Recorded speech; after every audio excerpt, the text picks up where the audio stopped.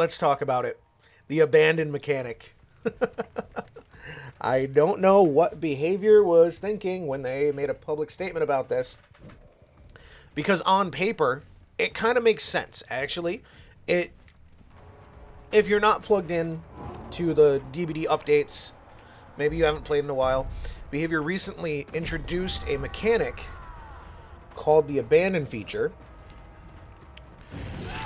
which by design is meant to be able to avoid unfun situations. For example, on the survivor side, if every survivor is in the dying state, so either on the hook or slugged on the floor, all the survivors can leave the game without getting a disconnect penalty. And this will avoid the boring situations where the killer refuses to hook anybody and they just leave the survivors on the floor to waste 4 minutes of their time while they bleed out.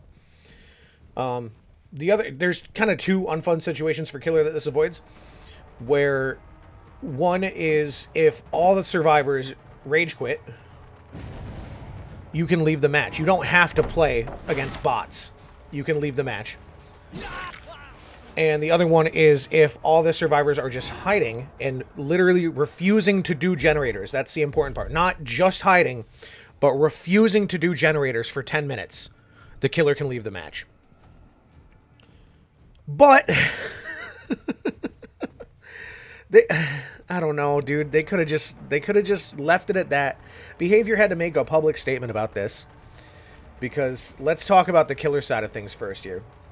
So like I said, the killer can abandon the match without a disconnect penalty if all 4 survivors are bots, and also if a generator has not been completed in 10 minutes.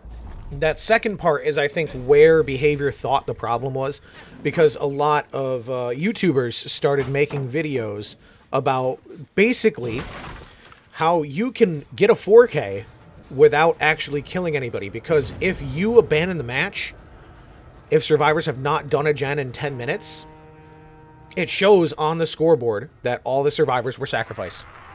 So what I really think is happening here is Behavior does not want to re-promote the old, it feels like talking about Lord Voldemort, bro. Talking about the old Skull Merchant strat before they had the gen kick limit, where she would just hold the 3 gen forever and ever and ever, and survivors couldn't do anything about it.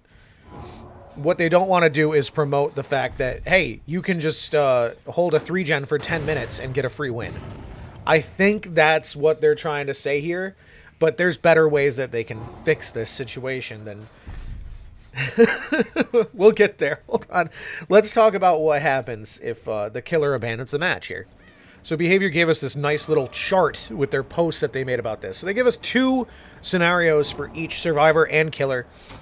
Let's look at the killer ones first. Like I said, scenario number 1, if all the survivors are bots, if all the survivors have rage quit the game, the killer can abandon the match without receiving a disconnect penalty. That means that they keep all their XP, all their challenge progress, even their emblems towards ranking up, but the match is considered a draw. Wait, what do you mean the match is considered a draw if they all rage quit? Because let's be so honest with each other. Sure, things happen where people's, like, game crashes or their power goes out or whatever. But let's be so fucking for real. Like, 98% of the time somebody DCs, you're not going to tell me that their game just happened to crash the second that they hit the floor 30 seconds into the match. 98% of the time somebody leaves, it's a rage quit. Let's be so honest with each other. And the reason that I wanted to make this video in the first place, not only just to farm the juicy views off of the abandoned mechanic drama, but I've been in both of these situations before. So here is a clip from one of my older videos where I played Trickster, literally just for a daily, or no, it was a tome challenge I think I had. It was either a tome or a daily, where I had to down 2 survivors with main event. That's literally the only reason I'm playing Trickster. And I have no clue why the Ada didn't throw the pallet. But she goes down Not even 30 seconds into the match. And guess what happens? The entire fucking Swift DCs. And then they come into my chat to talk shit about it. Which is insane. Like, so behavior, you're telling me that if I had use of the abandoned mechanic here, because I didn't sign up to play a custom match versus bots. I signed up to play a public match. And I shouldn't have to sit through a bot match just because these survivors are babies. Right? But I wanted to get my challenge done. So, this was before the abandoned mechanic. I wouldn't have kept my progress for my challenge. I'm locked in. I'm stuck. Just because they want to be babies and not play against Trickster is OP killer. Stupid, man. Stupid. So if you want to go find that video to watch it in its entirety, it's shit-talking Swift. Can't handle 60 seconds versus my Trickster or something like that. It's older. It's an older video on the channel.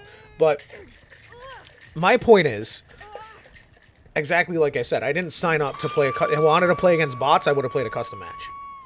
But now I'm forced to. And if I were to use the abandon feature, for some reason that's a draw, that's not a win for me, just because they want to be babies. Okay, maybe it gets better. Hold on, let's go back to the chart here. Scenario number 2 reads, if the match is continued for 10 consecutive minutes without a generator being completed or regressed. That's important because that shows that survivors are literally not touching generators at all. Not just like sneakily doing the generator, so they are still progressing the match, but just blatantly refusing and only hiding. The killer can abandon the match without receiving a disconnect penalty, keeps their XP, their grades, etc., etc.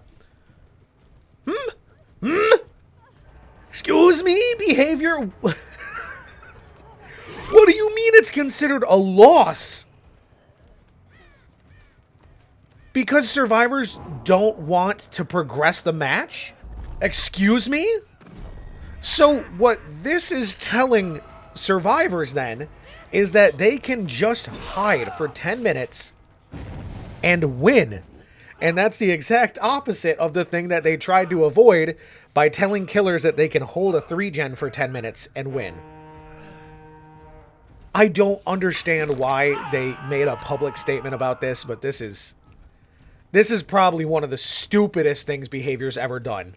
Okay, so let's go back to another, even older video, where guess what? I've been in this exact situation. We have 2 survivors left alive, about to just be 1 generator left. There it is.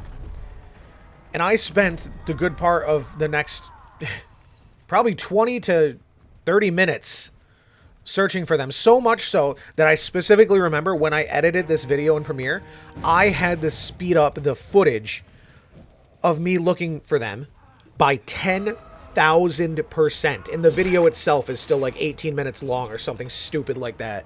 And again, if you want to find this, I'll link these 2 videos in the description if I remember. This one is titled A Fun and Engaging Match of Dead by Daylight. There's a point where I even literally stop to play Pokedoku because they just are not touching the generators. This is what survivors will do when they're not happy with the outcome of a match and they just want to waste as much of the killer's time as possible. They literally did not try to progress the game at all. Let's just cut it forward to the part where I did speed it up. Literally, I remember 10,000%. And I'm just doing laps. They're not on any of the generators. They're not injured, so they're not healing. It's not like they ever set up a boon or anything. They just we're hiding. I want to see if I can find the part where I literally just stop and stand still and play Pokedoku and they still don't touch a generator. That's really the icing on the cake. And like, I'm actively looking for them. I'm checking pretty much every locker I can look in, but I can't find them. They're refusing to progress the match. So I'm just stuck here for like 25 minutes, just bored out of my brain, doing nothing. Yeah, here it is. I found it. I found it. Oh, man. Just for the It's hilarious that I had time to do this. Isn't that insane? By behavior's new measurements of whatever they're doing with this, if I were to have left this match, because survivors literally aren't doing their objective, but no, if I leave the match because this is a boring play style, it counts as a loss for me. Okay? They're literally refusing to do what their role is supposed to do, but it counts as a loss for me if I leave. I nailed this Pokedoku, by the way. I just think it's really funny, but... Okay, so it's pretty weird that if all the survivors rage quit, the killer doesn't get a win.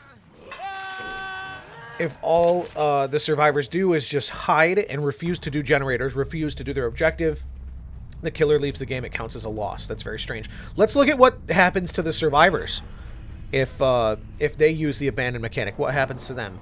Because you would think that, they would keep it fair to both sides. Where, in my opinion, me personally, if you rage quit from a match, you should get the loss. Sorry, I'm just yapping because I really wanted to show the ending of that Pokedoku match. But let's pull up the survivor side of the chart here. So we have... when all other survivors remaining in the trial are bots. So if the rest of your team disconnects on you, and you're the one guy who wants to stick it out, that's perfectly fine. You can leave without a disconnect penalty. You keep your XP, your emblems, your tome, challenge progress, etc., etc. Same stuff as the killer does. Match is considered a draw, which is fine. Because it's not fair that you got fucked over by your team rage quitting. Because they're little babies and they can't handle playing against the Legion or whatever the fuck the reason is. See, me personally, I think behavior should do this. If you are not the first person to disconnect, you should be able to disconnect for free. Because I get so many survivors that DC on the first down of the match. I don't want to play a 3v1. Bots are boring. They literally read your inputs. They have literally aimbot with the flashlight. You go back and watch that Trickster match. Watch that Claire absolutely fucking decimating me while I'm trying to hit her with the knives for main event. But here's where the most egregious issue is that I have with this. Scenario number 2 reads, when all the survivors alive left in the trial are in the dying state, so either on the hook or slugged on the floor, the survivors can abandon the match without receiving a disconnect penalty, and the match is considered a draw. I'm sorry. Huh? Huh? So, hold on just a second here. So, what you're telling me is that, let's paint a picture here. Let's say that you find the last 2 survivors trying to heal each other. And you hit one of them. The other one is still within vision of you, so you chase that last survivor, okay? You go, you down the last survivor, and the very frame that that survivor hits the floor, they both make use of the abandon feature, because that's when it becomes available to them. So even if you intended to hook them, you obviously do not have time to pick both survivors up, get them to a hook, and end the game, because the abandon prompt comes up literally the frame that that last guy hits the floor. You're telling me that that counts that match as a draw and not a loss just because they pressed escape faster than the killer has time to pick them up and hook them? What the fuck? What the fuck? Let's talk back about that Trickster match again. By this logic, then, the entire team rage quitting because Ada went down 30 seconds into the match, they didn't lose. No, they didn't lose. That's how survivors are going to see, and especially with like all the shit talking that they did in chat afterwards, their ego is going to be so inflated, dude. This is going to go to survivors' heads so bad. So instead of being seen as a draw, no, what this is going to be seen as by the community is not a loss. Behavior literally made it so survivors can technically never lose a match again as long as they press the escape button fast enough. That's crazy. That's actually insane. Especially considering that they did consider the outcome of a loss for the killer if the survivors are literally refusing to do their objective and holding the killer hostage in a match.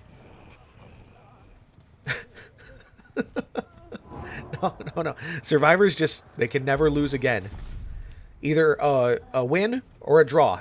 That's the future that Behavior wants for Survivor mains, I guess. Which I understand. I get it, Behavior. I get it. You know, the ratio of 4 survivors to 1 killer, the player bases. You need to appease to the survivors to keep the game alive. I get it. But this is insane. Giving survivors a button that they can press. If they press it before the killer actually kills them. No, they didn't lose. They didn't lose. It's chill. They didn't lose. I think Behavior has been listening to too much of the dregs of society on Twitter. Me personally, I think they're taking too much advice from Twitter, because here's what I think needs to happen. And whenever this gets brought up, people are like, no, let people play the game how they want. And playing the game the way that people want is rage quitting the second that they get hit 30 seconds into a match. It's just not fun. It's just not healthy. If you queue up for a match of DBD, you should probably want to commit to that match of DBD regardless of what happens, yeah? DC penalties need to be harsher and not avoidable by just pressing escape the second that you go down. Like, we get to this min at the end here. Like, you can wait 2 fucking seconds for the Mori to play out, right? Like, the only thing that she is doing when she abandons is counting this match as a draw for her. Because even though I killed her, she hit the abandon feature. She didn't lose. Even though I found her before she found the hatch, nope. She didn't lose this match.